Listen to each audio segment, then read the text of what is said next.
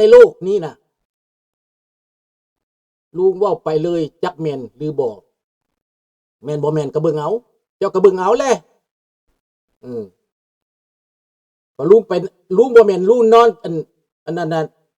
นอนเฉยๆนอนนั่นนอนเฉยๆเด้อลุงแต่ละมื้อแต่ละคืนติดตามข่าวอ้อมโลกบ่แม่นติดตามตั้งแต่ข่าวอเมริกาเด้อเมริกาไทยยุโรปฝรั่งเศสฟังหมดทุกช่องอังกฤษฟังหมดฟังฮอดรัสเซียฟังฮอดอิหร่านบ่แม่นเริ่มจากอิหร่านดอกสงครามเดี๋ยวนี้กลายเป็นสงครามมาลายระหว่างฝรั่งเศสกับอเมริกาแล้วสงครามเริ่มจากอเมริกากับฝรั่งเศสก่อนกลายเป็นสงครามน้ำลายก่อนเขาห้องว่าสงครามดิปโลมาติกสงครามโฆษณาส่วนเสือจากสถานีของฝรั่งเศสทุกช่องสงครามปลุกระดมของฝรั่งเศสอยากเอาคืนอยากเป็นใหญ่อยากกวมโลกเห็นอเมริกาเห็ดก็อยากเห็ดน้ำเขาแต่ตัวเองเอาตัวบ่รอดภายในประเทศงบประมาณก็ยังบ่มีฮอดบ่ผ่านพี่น้องเอ้ยฟังมื้อนี้สิเว้าให้ฟังฝรั่งเศสตกเกมแล้วมื้อนี้นะตกเกมแล้วตกเข้าไปอยู่ในเกมอเมริกาที่เขาโปรโวกเด้อเมริกาเขายึกเขาแย่นะว่าซั่นไปอีตาถ้ำเรามีไม้แย่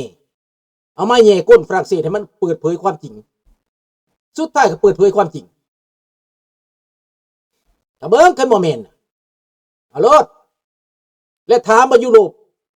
มื้อนี้ล้มกันก่อนอย่าเฝ้าเข้าประเด็นให้หมู่มาคบก่อนมาคบกันแล้วบ่เอาซะบาดนี้ฮ้อนเลยเนาะเอาเปิดเลยมันสิเว้าไปแล้วมันสิกายเนาะ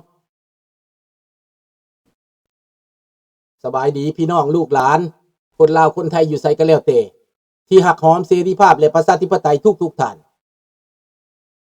ความบิดเบือนต่างๆหั่นน่ะสิได้เปิดได้ฟังมื้อนี้แหละเด้อ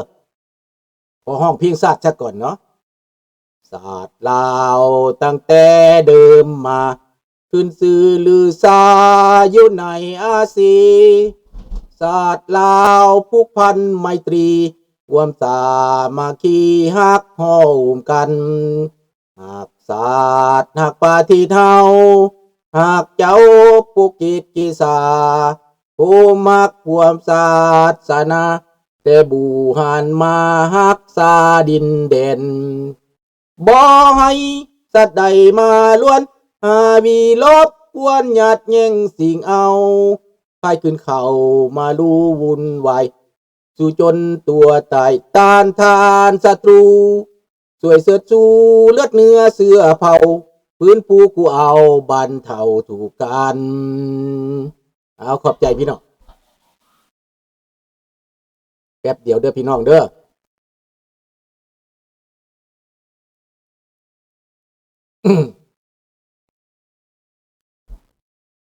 ดังนั้นพี่น้องในเมื่อว่า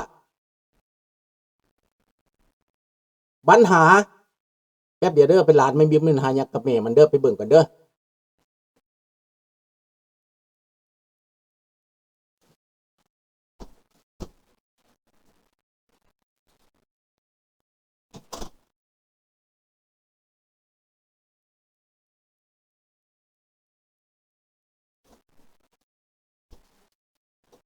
มันตกมันล่มบ่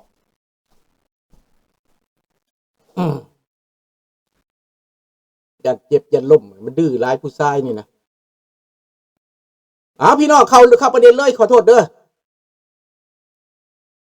ในเมื่อว่าพี่น้องเอ้ยในเมื่อโลกนี่มันเป็นแบบนี้แล้วนะสงครามมันจะเกิดนี้ตอนนี้เกิดสงครามน้ำลายระหว่างมักรุงกับโดนัลด์ทรัมป์สงครามกดดันจากนักข่าวนักทีวี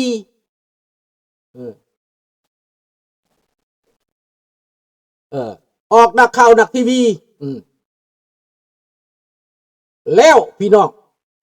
เราต้องเบิ่งความจริงว่ามันเกิดยังขึ้นนักข่าวนักทีวีปั่นข่าวปั่นเรื่อง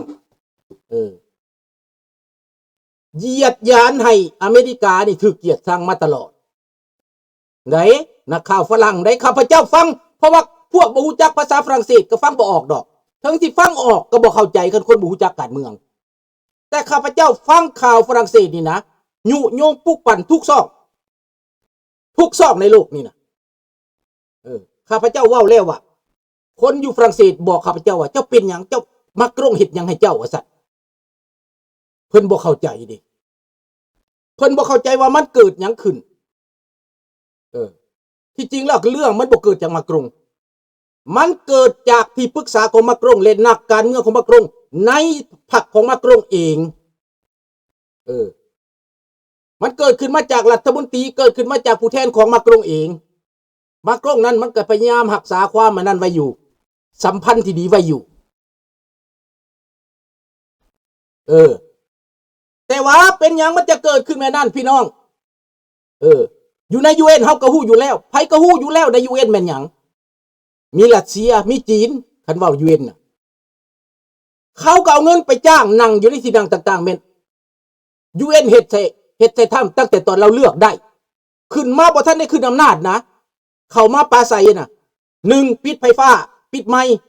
2 UN ได้เฮ็ดนี่น่ะเฮ็ดในดินแดนอเมริกาได้คันบ่แม่นฝักเดโมแครตหัวมือมันสิได้บ่ปิดไมค์ปิดคันได้เรือนเฮ็ดใส่ตาถ้ำได้ถามว่าคนน่ะมีหัวใจบ่ศาลอเมริกาพรรคฝ่ายค้านอเมริกาเอาเท่าถ้ำนี่จนบ่มีทางไปมันบ่ได้เป็นถ้ำได้พี่น้องแต่ถ้ำบ่แม่นโจรเขาก็หาว่าโจรเรื่องตั้งแต่ยังน้อยตั้งแต่จักเป็นบ่าวพุ่นนะไปลิ้นสาวไปนอนพี่สังกะเอาคนขึ้นมาเบิดเพื่อสิใส่ความบักคลินตันน่ะ4เลขาตัวเองบ่เห็นว่าหยังเห็นบ่ล่ะเห็นความจริงแล้วบ่อันนี้โลกมนุษย์น่ะ4เลขาตัวเองในโต๊ะน่ะมันบ่สู้บ่สั่นนี่ยังมีหน้ามีตาอยู่เด้แต่ริพับลิกันเขาก็เห็นหยังเขาบ่ปลดได้เขาบ่ปลดได้เขายังให้เกียรติได้แต่โดนัลด์ทรัมป์นี่เอาจนว่าบ่มีบ่อนอยู่เลือกตั้งก็โกงเราโกงอีหลีเอาไปซะนี่เลือกแม่นอยู่เจ้าว่าทำมันเกรซี่นะเจ้าเว้าข้าพเจ้าว่ามันบ่เป็นธรรมสำหรับเราสิว่าข้าพเจ้าร้องเจ้าอยากว่าร้องก็เจ้าว่าไปโลดอเมริกาคืออเมริกาเขาก็ผลประโยชน์ของเขาให้เจ้าไปเป็นเขาแม่เจ้าก็สิคือเขานั่นแหละบักปูตินได้บ่ร้องบ่บักจีนได้บ่ร้องบ่เจ้าก็เบิ่งแม่เขาเฮ็ดน่ะข้าพเจ้าว่าในโลกนี้นะอเมริกานะมันไปอยู่บ่อนใดมันก็บ่ได้ไปฆ่าไปฟันผู้ใดดอกแม่นพวกอื่นฆ่าฟันก่อนเขาจังเฮ็ดเขาจังตอบโต้ถามว่าอเมริกาไปฆ่าไปฟันผู้ใดตอนนี้นะมีบ่เขาไปฆ่าไปฟันเจ้านะแต่ทำแล้วไปฆ่าไปฟันผู้ใดก็เรียกว่าเราไปแก้ไขปัญหาเวเนซุเอลาก็เรียกว่าเราไปแก้ไขปัญหาพวกคอมมิวนิสต์ก็เรียกว่าเราไปแก้ไขปัญหาเผด็จการก็เรียกว่าเราสิไปแก้ไขปัญหาอิหร่านฆ่าคนมาเท่าใด70 ปีละฆ่าคนมาเท่าใดตาพวกเจ้าบ่เห็นบ่พวกเจ้าบ่เห็นไปกล่าวหาพวกเจ้าเว้าได้แต่ว่าพวกเจ้าต่อต้านตาถ้ำได้ผู้เดียวเพราะตาถ้ำมันเป็นประเทศเสรีเจ้าเว้าได้แต่ในประเทศเผด็จการเจ้าเว้าได้บ่บักสีจะไปเว้ามันได้บ่มันฆ่าคนเท่าใดมันบ่พอใจผู้ใดมันเอาไปฆ่าเบิดบักสีนั่นนายพลมันก็ปลดเบิดเอาไปฆ่าเบิดจะว่ามันบ่ล่ะเจ้าบ่ได้ไปร้องว่านมจอนเจ้าเบิ่งดูเจ้าเข้าพักเข้าพายโพดและเจ้าเบิ่งหั่นน่ะถูกต้องตอนนี้น่ะต้องเอาใหม่เบิดแต่ทำเราเว้าเราโปรโวกาเตอร์แต่ทำเราคนยั่วเจ้ายั่วเจ้าก็ขึ้นเจ้าก็ผิดทางเรายั่วปุ๊บไปผิดทางเลยถามว่าเจ้าสิเอาทหารมาตีอเมริกาน่ะนะเจ้าขึ้นขักแล้วบ่นักข่าวในอเมริกาผู้ว่านักข่าวในฝรั่งเศสน่ะนะที่ยุยงให้อีตาลมากรงนี่เฮ็ดสงครามกับอเมริกานี่ขึ้นขักแล้วบอกมีเงินหลายปานใดเสียสงครามน่ะนะถามคนฝรั่งเศสแน่พร้อมสิตายแล้วบ่พร้อมสิตายแล้วบ่เฮ็ดสงครามน่ะมักหลายแต่บ่สงครามน่ะถามแน่เจ้าว่ากาเบชเจ้ากับกาเบชคือกันแล้วเจ้าสิมีหยังเจ้ากับกาเบชคือกันแล้วน้องจอนเอ้ย ท่านเจ้าว่าแบบนั้นเจ้ากับกาเบชคือกันนั่นแหล้วแต่สิมีหยังเจ้าสิดีหยังลื่นเขาถามว่าเจ้ามีหยังสื่อเจ้าเนี่ยก็บ่มีเป็นฮอดประธานาธิบดีเขาได้เป็นประธานาธิบดีเจ้าอย่างน้อยเจ้าก็ต้องเข้าใจการเมืองคือการเมืองการเมืองคือการเมืองจะต้องเข้าใจการเมืองกับผลประโยชน์ของเขาประเทศของเขาเจ้าเก่งเจ้าก็สู้เขาเอาใช่ไหมเจ้าเฮ็ดสงครามเจ้าก็เอามาแต่มาทหารมาหลายๆมาตีหลายๆมาตีอเมริกานี่นะแคนาดานี่นะอีตานี่ก็สิลงอำนาจคือกันอีตานายกแคนาดานี่ก็ได้บัตรเลือกตั้งนี่ก็สิบ่ได้แล้วต่อไปหั่นน่ะเสียดสงครามน่ะถามว่าคนแคนาดาอยากตายน้ำสงครามบ่ได้เขาสิตายน้ำเกาะอันกรีนแลนด์บ่ได้คนแคนาดาพร้อมแล้วสิไปตายน้ำเกาะกรีนแลนด์คนฝรั่งเศสพร้อมแล้วสิไปตายน้ำเกาะกรีนแลนด์น้ำแข็งหันอันบ่มีมนุษย์ไปอยู่ในเกาะน้ำแข็งกันนะแม่นไผไปอยู่ได้นี่มีแต่คนเอสกิโมได้เขาอยู่ได้ประชาชนลาวสิไปอยู่หั่นวะไปแท้แม่มีประเทศใดอยากไปอยู่หั่นน่ะถามแน่อยากถามพวกเจ้าแน่ถามว่าประเทศใดสิไปอยู่ขนาดคนเดนมาร์กก็ยังบ่ไปอยู่นะมันหนาวเท่าใดเบิดปีบัดชาติลบเศร้าลบ10ลบเศร้าขนาดแคนาดานี่หนาว 2-3 มื้อนี่ข้าพเจ้าก็ยังสิตายแล้วหนาวลบ15ลบเศร้านี่น่ะให้คือเดา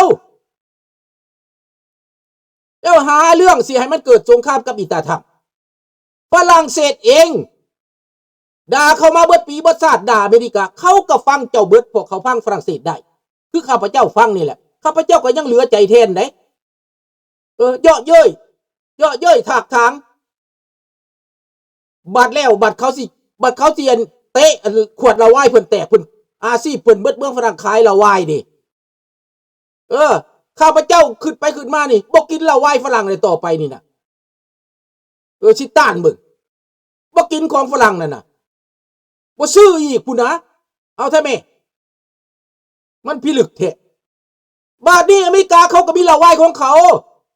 แคนาดาเขามีละวายของเขาเขาซื้อเจ้ามานก็หมายความว่าแลกเปลี่ยนกันเห็นบ่ล่ะเจ้าด่าเขาเบิ้นมือเขากินละวายเจ้าเสพบ่เขาจะถามแน่ถามว่าเยอรมันพร้อมเสียประโยชน์แล้วบ่เสียสงครามกับอเมริกาถอนนั่นอันนั้นออกจากหันดีใจบ่สิถอนทหารออกจากเยอรมันเด้เอามั้ย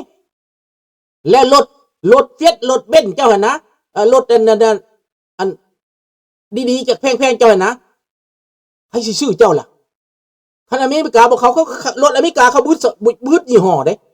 บูทยี่ห้ออเมริกาก็บูทยี่ห้อบริษัท GM เขาก็มีฝรั่งเศสอันแมนอยู่ขายเปอร์โชแล้วมาขายแคนาดามาขายอเมริกาบ่มีไผซื้อเพราะเปอร์โชมันบ่ทนทานรถเปอร์โชขายบ่ได้มาขายในแคนาดานี่นะแต่ก่อนก็เอามาขายอยู่เรโน่นกับเปอร์โชนี่นะขายบ่ออกได้เอากลับเมืองเห็นบ่ล่ะดังนั้นพี่น้องเอ๋ยมีแต่รถญี่ปุ่นขายได้รถเยอรมันขายได้รถญี่ปุ่นรถเยอรมันที่มันขายได้รถเกาหลีขายได้นี่ขี่เองก็ไปทำแม่เจ้าขี่เองเศรษฐกิจเจ้ามาแต่ใสเจ้าสิดีแต่เจ้าผู้เดียวได้วะในโลกนี้อยู่ผู้เดียวได้วะถามแน่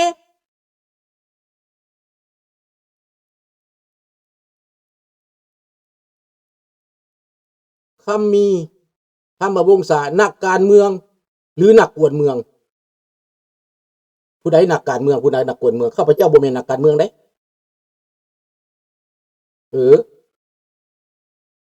ให้เจ้าเบิ่งโลกนี่มันเป็นไปแล้วสงครามบ่แม่นข้าพเจ้าได้ผิดสงครามเนี่ยข้าพเจ้าบ่มีอาวุธจักกระบอกได้